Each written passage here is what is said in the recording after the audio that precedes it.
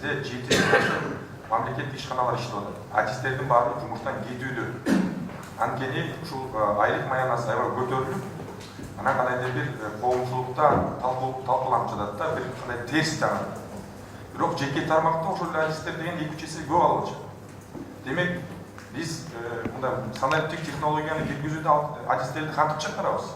Кантип мамлекеттик багытты жана мамлекеттик башкаруу системасын автоматташтырабыз? Жаңы технологияны кантип киргизебиз?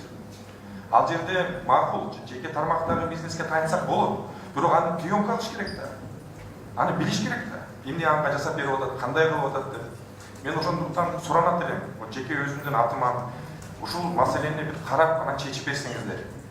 Анткени деген анда санариптик тештирүү болбойт, ишке ашпайт.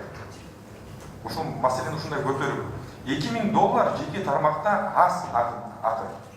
IT специалисттерге. Мына мен силерге айтайын. Биздин артисттер деген, мына мен жөнүн айтайын. Москванын IT артисттери компанияда иштеген алдыңкы 501 сатын алышат, $500. Алдыңкы компанияда.